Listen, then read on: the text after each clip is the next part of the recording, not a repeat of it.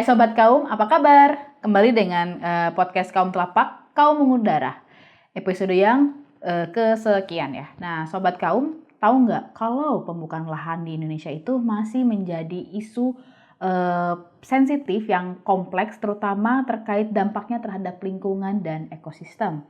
Untuk lebih dalam, mari kita tanyakan pandangan dari juru kampanye Kaum Telapak Ziyadatun-Nisa Latifah di episode ini dengan bahasan membuka hutan dan menutup masa depan.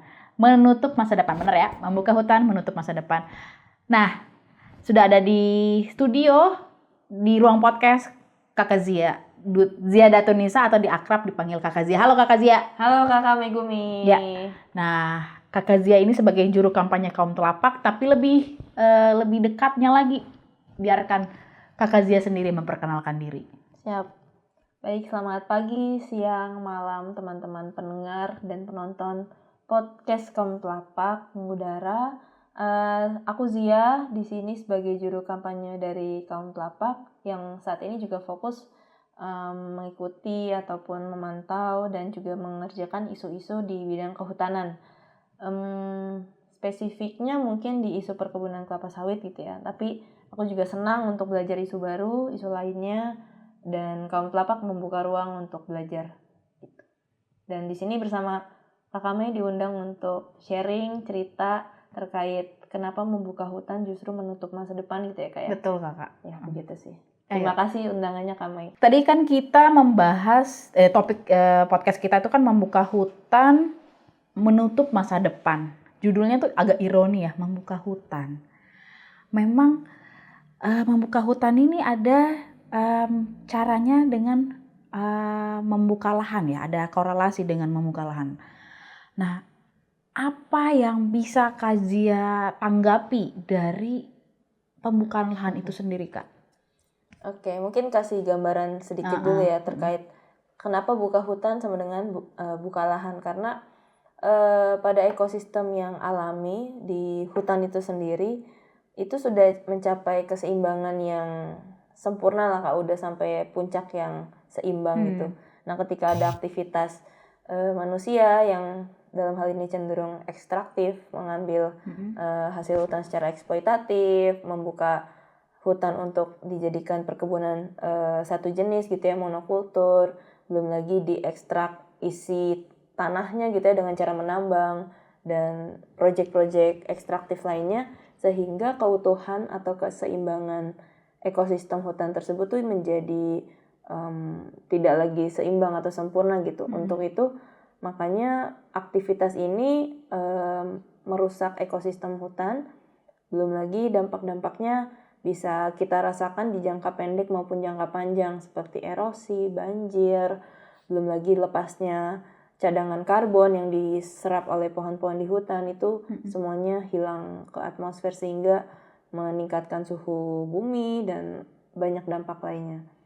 Maka membuka hutan menutup masa depan. Mungkin itu ironinya di situ. Ironinya di situ ya. Jadi memang dampak pembukaan lahan ini bisa menyebabkan ketidakseimbangan ekosistem ya Kak ya. Oke. Aku juga tuh sempat membaca di media ataupun di beberapa laporan bahwa jika pembukaan lahan, misalnya khususnya nih hutan ya, bila dibandingkan tuh dalam 1 menit itu kayak ada hutan hujan yang hilang seluas 10 lapangan sepak bola. Jadi itu 1 menit loh Kak. Iya nggak sih Kak?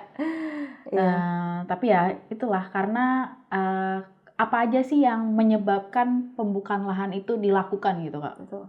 Kita tidak bisa memungkiri ya kalau aktivitas pertumbuhan populasi manusia itu menjadi salah satu faktor pendorong produktivitas ataupun komoditas-komoditas yang menunjang kehidupan kita tuh semakin digencarkan gitu. Kita tidak bisa memungkiri bahwa komoditas seperti yang kita makan sehari-hari, barang-barang yang kita pakai, alat kendaraan yang kita gunakan untuk beraktivitas itu memiliki sumber daya yang kita ambil dari alam gitu, terlebih hutan gitu. Dan dengan meningkatnya kebutuhan manusia akan hal tersebut, maka produksinya akan terus digenjot gitu ya.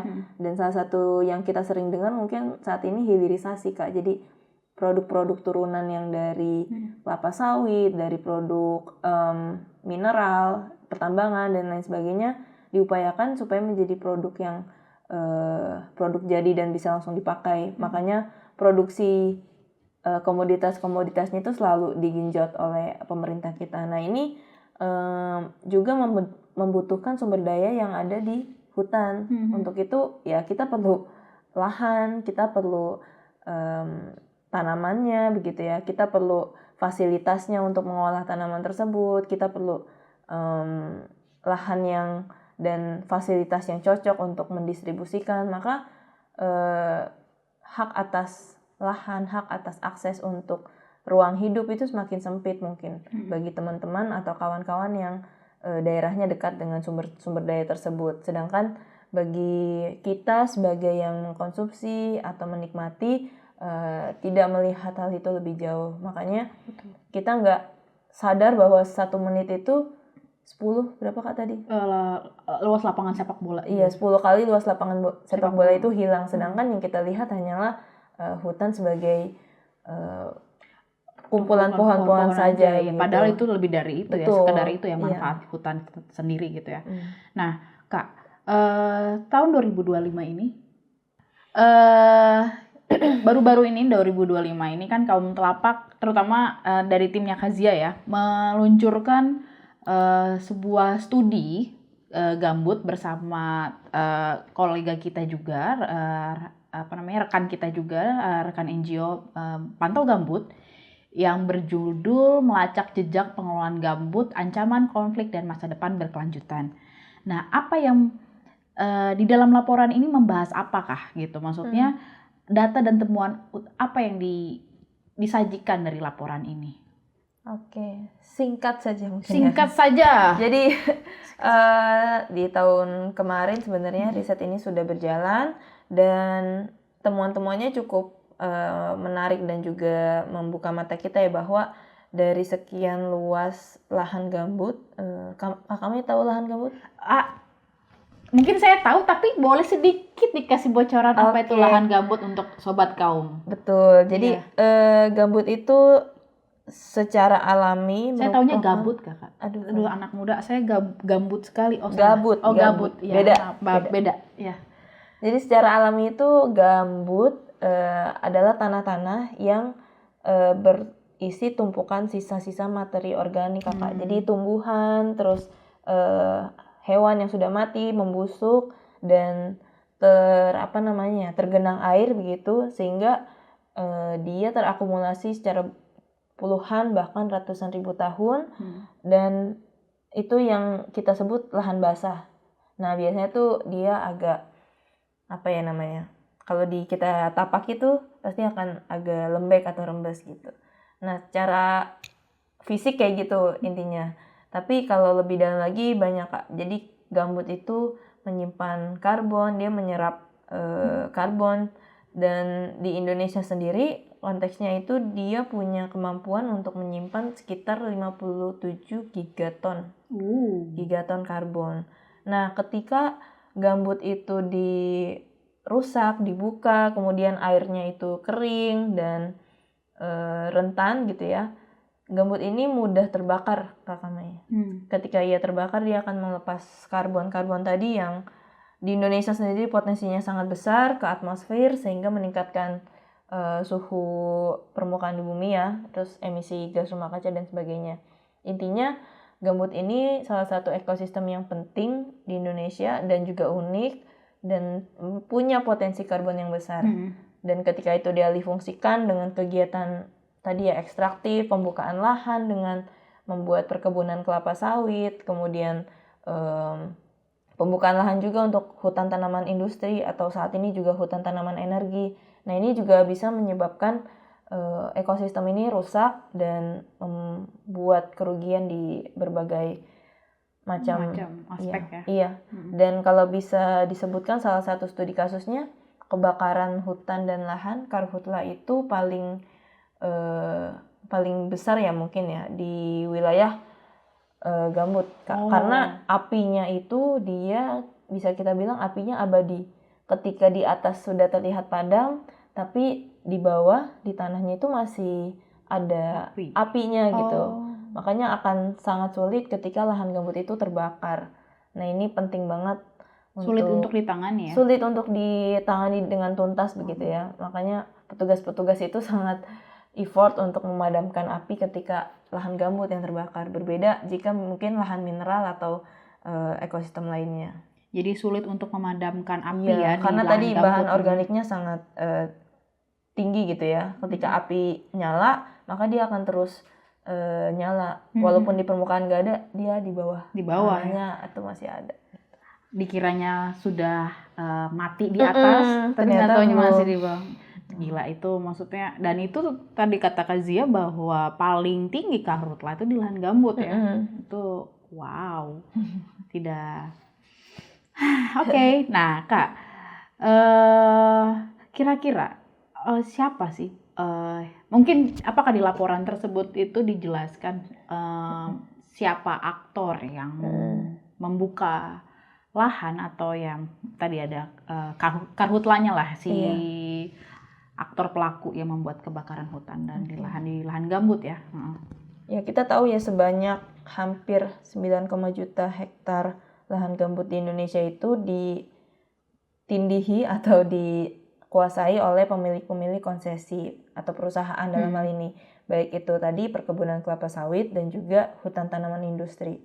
Kemudian dari hasil studi ini juga menunjukkan bahwa praktik mereka untuk membuka lahan tadi Kak, itu masih menggunakan cara-cara yang tidak berkelanjutan gitu. Seperti mengeringkan lahan gambut yang harusnya lahan basah, dikeringkan, dijadikan lahan perkebunan, kemudian dibakar. Nah, tadi kan kita tahu sendiri ya dampak lahan gambut ketika dibakar dan resikonya ke masyarakat sekitar, kemudian ke iklim secara global. Nah, selain itu juga sudah dikeringkan, dibakar, mereka juga membuat kanal-kanal atau drainase buat jalur airnya. Nah, ini juga membuat ekosistem lahan gambut itu mengalami alih fungsi yang sangat masif begitu ya. Belum lagi tadi luasannya bisa sampai jutaan hektar. Nah, dari situ Kaum Telapak dan Pantau Gambut melakukan riset lebih dalam lokasi mana nih yang tanda kutip punya potensi tapi juga punya ancaman gitu. Makanya judulnya melacak jejak pengelolaan gambut, ancaman, konflik, dan masa depan berkelanjutan. Nah, kemudian kita kerucut memilih Kalimantan Tengah sebagai lokasi studi kasusnya. Nah, di situ spesifik ada di Kabupaten Pulang Pisau dan juga di Kabupaten Kapuas gitu sih. Nah, berarti spesifik di Kalimantan. Kadang itu akan menjadikan apa ya kalau boleh tahu? Maksudnya mereka buka lahan untuk maaf, yang kita tahu kan pembukaan lahan itu untuk kayak kelapa sawit, perkebunan kayak gitu, atau apakah kayak dengar-dengar ada program strategi nasional itu PSN? Betul Kak, jadi memang nggak semata-mata hanya sawit ataupun hutan tanaman industri begitu ya. Namun tata kelola di dalam kawasan gambut itu punya masalah yang lebih kompleks dari itu karena seperti yang Kakak Megumi bilang peruntukan perkebunan hingga program strategis nasional dalam hal ini food estate Kak. Jadi di Kalimantan Tengah sendiri itu deforestasinya cukup besar, kemudian belum lagi ancaman dari program food estate tadi ya. Ada di beberapa kabupaten, di Gunung Mas, di Pulang Pisau juga termasuk food estate-nya itu padi, jadi membuka hutan untuk sawah, dan juga di Kapuas juga itu padi gitu Kak. Jadi memang banyak sih faktor dan aktor yang mempengaruhi deforestasi spesifik di Kalimantan Tengah begitu ya. Selain untuk kegiatan konsesi perkebunan sawit dan HTI juga ada program pemerintah gitu ya, PSN Food Estate gitu. Oke. Dan ketika bersama teman-teman Pantau Gambut itu di temuan lapangannya, apakah ada testimoni warga untuk yang kayak terdampak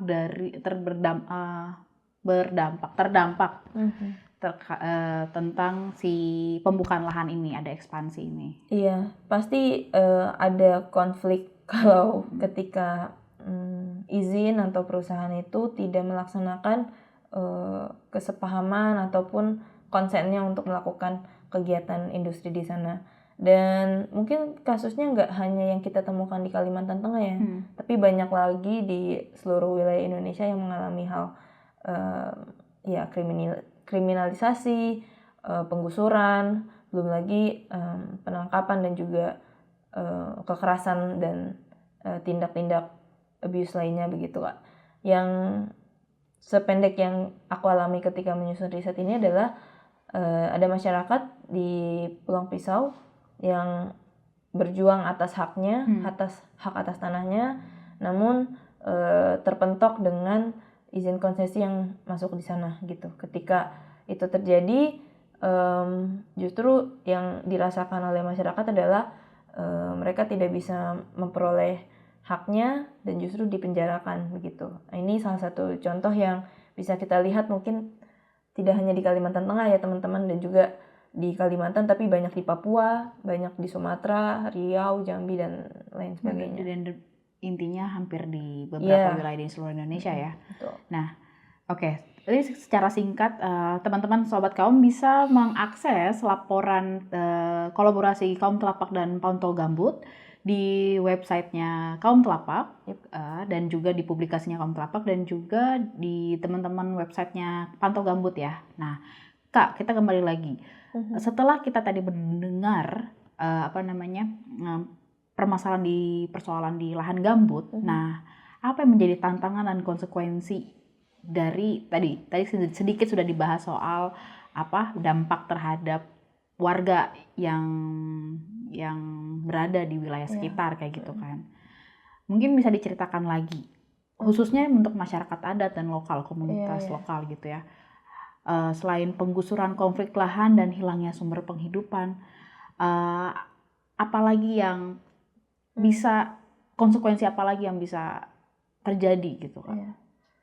Secara jangka pendek mereka pasti akan kehilangan tempat mereka hidup, karena kita tahu hutan itu bisa dibilang ibu, bisa dibilang bumi untuk mereka sebagai tempat cari makan, tempat untuk melanjutkan kehidupan, beranak pinak dan membuat keturunan, melanjutkan tradisi dan lain sebagainya.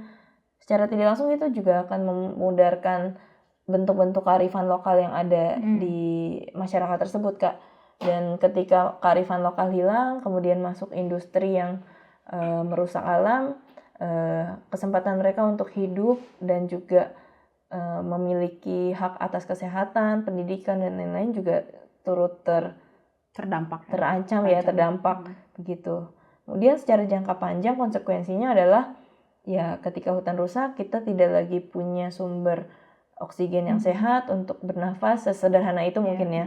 Tapi jauh dari itu juga kita kehilangan daya serap air dari pohon-pohon, kemudian kekeringan akan terjadi, banjir akan terjadi, belum lagi erosi tanah, longsor, dan tadi pelepasan karbon yang sangat masif. Untuk itu kehilangan hutan itu bukan hanya soal pernafasan tapi juga kesehatan secara umum, dan ketika kita sudah nggak sehat, kita nggak bisa menjalankan aktivitas ekonomi dengan optimal mungkin ya. Kesejahteraan pasti menurun, pasti ada banyak konflik yang muncul, kepentingan itu menjadi gesekan ya di mana-mana, dan ya dunia ini akan sangat chaos mungkin ya, atau sangat berantakan begitu. Dan itu sebenarnya sudah banyak di pemberitaan ya. Iya, sudah terjadi juga. Sudah jelas mungkin, gitu betul. Ya. Tapi ya kita lihat bagaimana Indonesia Emas ya bisa mengatasi hal-hal ini. Nah, kemudian Kak Zia, dari yang tadi kita bahas soal khususnya laporan teman-teman Kaum Telapak dan juga Pantau Gambut ya. Apa yang apakah laporan ini nantinya itu ingin disuarakan tidak hanya di skala Indonesia aja gitu ya? Apa yang ingin mungkin bisa bukan disampaikan ya, mungkin ini bisa ke skala global kayak gitu. Nah, karena kalau aku baca di laporan tersebut ya, itu ada menyinggung soal EU Deforestation Regulation, EUDR. Nah, mungkin bisa dijelasin nih, apa hubungannya dengan si laporan gambut tersebut. Oke. Ya, jadi sekilas terkait EUDR, European Union Deforestation Free Regulation. Intinya peraturan Uni Eropa yang mengatur bahwa produk-produk yang mereka terima atau mereka hasilkan itu bebas dari deforestasi, Kak.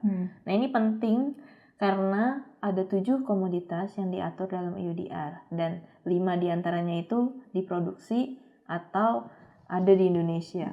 Kita tahu sawit pasti, kayu, kakao, karet, dan juga kopi. Betul. Jadi ada 5 komoditas yang besar dan masif dibudidayakan di Indonesia dan itu sekarang diatur dalam EUDR tadi.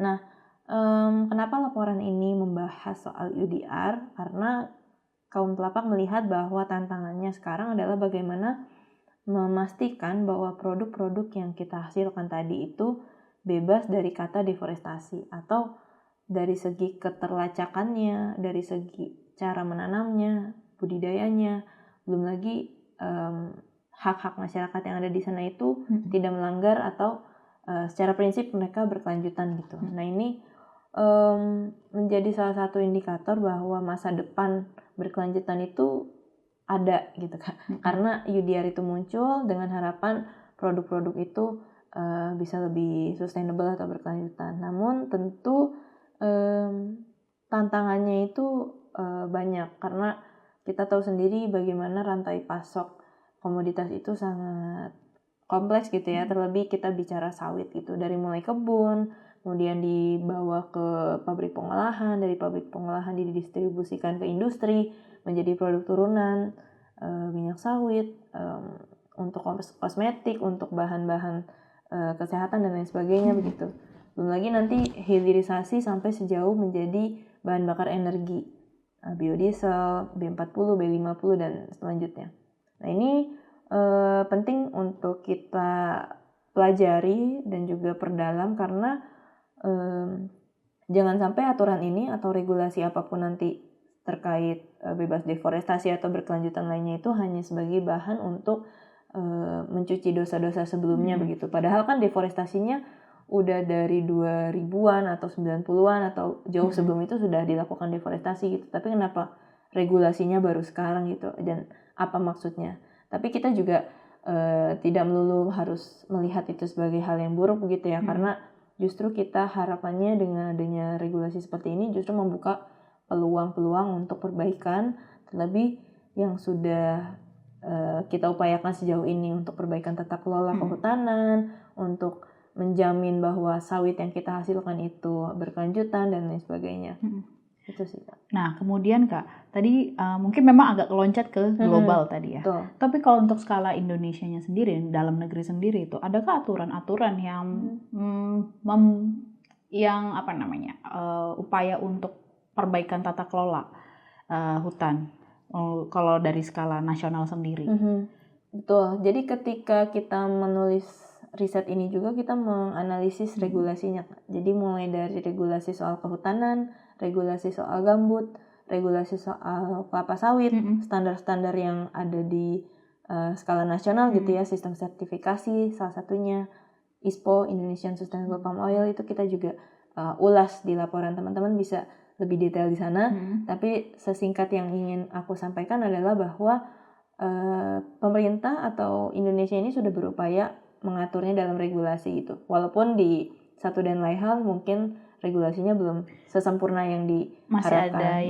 Masih ada celah-celah yang bisa dijadikan perbaikan. Dan mungkin tidak hanya celah begitu ya, tapi justru tantangannya adalah di implementasi regulasinya gitu. Kita menemukan bahwa regulasinya sudah bagus, namun implementasi di lapangannya itu tidak sesuai dengan regulasinya. Nah, ini tentu penting peran penegakan hukum gitu ya, baik dari mulai Gakum, penegakan hukum KLHK itu sendiri, kemudian kalau di konteksnya secara umum mungkin polisi hutan dan lain sebagainya. Dan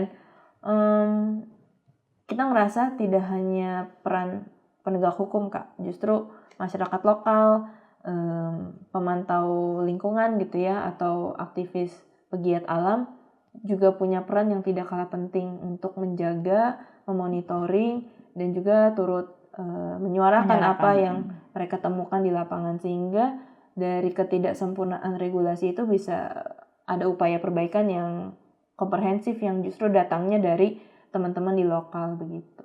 Jadi seharusnya apa yang harus kita lakukan adalah ada kontribusi bersama dan kerja-kerja bareng multi pihak gitu ya, baik itu dari menegakkan hukum dan juga masyarakat ataupun juga peran masyarakat sipil ya dalam pemantau independen gitu. Nah, sebagai kita kaum telapak sendiri Kak, apa yang kita ingin utarakan gitu, kita ingin harapannya bagaimana dari peran-peran kita sebagai masyarakat sipil. Oke. Sebelumnya gaungkan dulu sahkan RUU Masyarakat Adat. Ya, mungkin nanti di rubrik selanjutnya, tapi itu ada hubungannya, Sobat. Betul, karena seperti kaum telapak gitu ya, kita selalu menyuarakan pentingnya untuk advokasi perlindungan ekosistem ya, hutan. Terus kita di sini sama Pantau Gambut bicara soal gambut, karena memang selalu ada irisannya dengan hak-hak masyarakat adat gitu Kak. Masyarakat adat, komunitas lokal gitu ya. Dan kita selalu menggunakan pendekatan berbasis hak gitu ya. Jadi ketika kebijakan pengelolaan itu tidak memastikan adanya perlindungan masyarakat adat, nah itu yang perlu kita kritisi, karena dalam hal ruang hidup mereka sudah lebih lama hidup sebelum konsesi itu datang, sebelum pemerintahan itu sendiri terbangun mungkin. Jadi kenapa justru hak-hak mereka yang kita ambil begitu. Nah ini makanya penting disahkannya RUU Masyarakat Adat. Sahkan RUU Masyarakat Adat seperti baju saya bersama kaum telapak bersama masyarakat adat. Jadi kita selalu mendorong pengakuan, perlindungan hak-hak masyarakat adat dalam setiap aspek pengelolaan dan juga perlindungan hutan gitu. Oke, Kak, mantap. Nah, berarti ini kita mau di penghujung podcast kita ya Kak ya.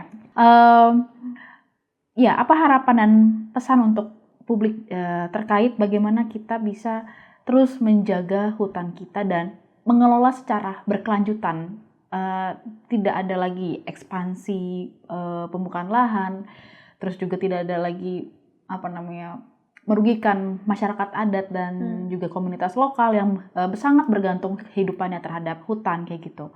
Nah, dan juga mungkin bagaimana dari Kazia untuk meminta, mau nggak mau kita akan pasti hubungannya dengan pemerintah kayak gitu ya. Karena mereka yang punya regulasi ataupun yang juga aktor di balik bagaimana bisa entah memperkuat atau memperlemah tata kelola kehutanan. Bisa sedikit kita Kakak Zia memberikan suatu sepatah dua patah kalimat, bukan kata ya. Bukan kata lagi. Bukan kata lagi, kalimat. Paragraf ya. Iya, menurutku penting untuk kita kasih pesan ke diri kita sendiri dulu Kak. Oke. Jadi aku sendiri juga berpesan ke diriku bahwa sebisa mungkin untuk hidup selaras dengan alam, sehingga tidak perlu lagi menyakiti atau merusaknya. Sesederhana itu dulu. Dan aku juga berpesan ke teman-teman semua punya nilai dan value atau keunikan masing-masing. Jadi anggap itu sebagai nilai yang bisa teman-teman share juga ketika aku menilai diriku adalah orang yang ingin berkontribusi atas kelestarian lingkungan. Harapannya teman-teman di sekitarku dan orang-orang terdekatku juga seperti itu.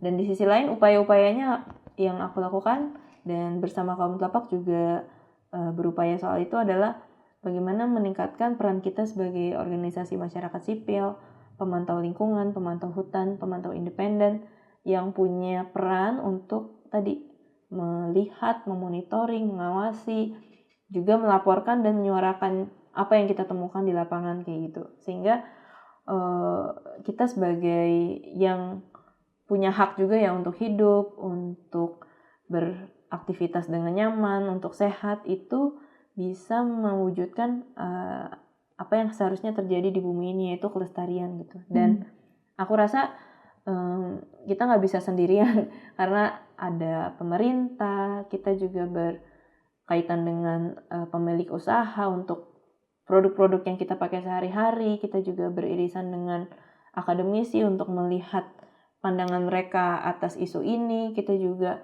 melihat dari negara-negara yang jauh di sana yang pakai sumber daya Indonesia juga gitu, karena mau tidak mau Indonesia juga dihadapi dengan ekonomi yang sangat tergantung mungkin ya, masih bergantung dengan ekspor dari atau impor dari luar dan ekspor keluar gitu. Dan peran pemerintah bagaimana sih yang seharusnya dilakukan gitu?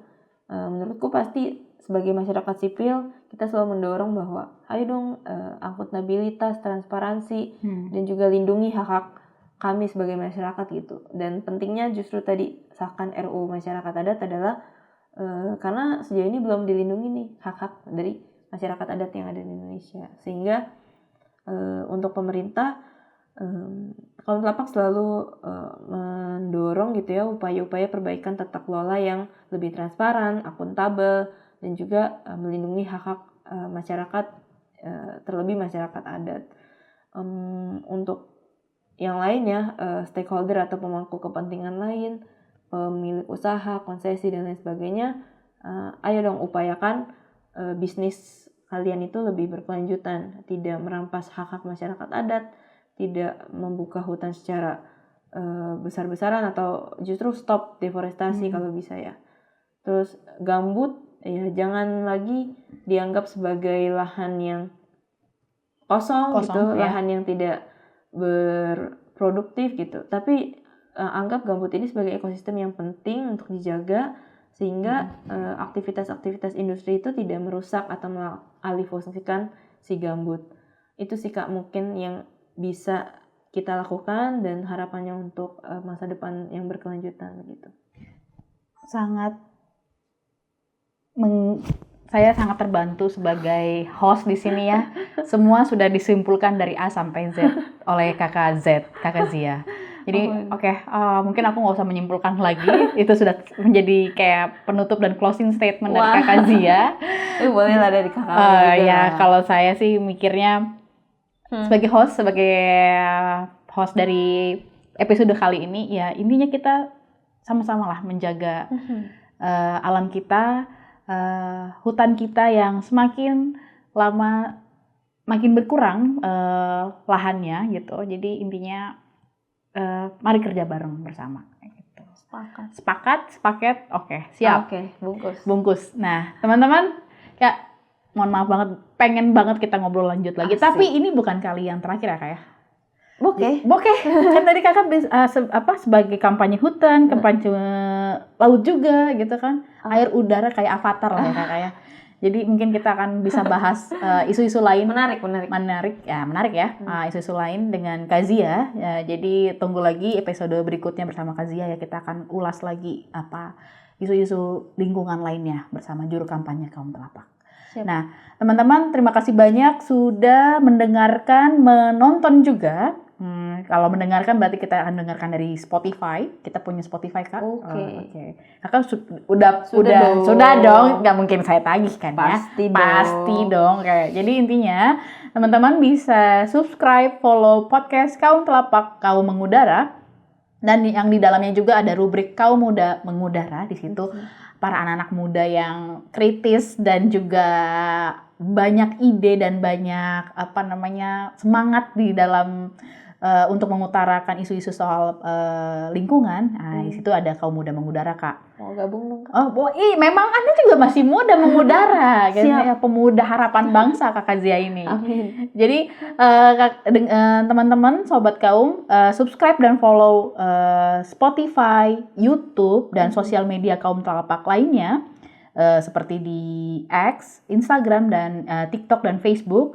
Dan ikuti terus kerja-kerja Kaum Telapak dan juga terutama bisa lihat websitenya Kaum Telapak juga untuk melihat laporan teman-teman Kaum Telapak dan berkolaborasi dengan Pantau Gambut. Betul.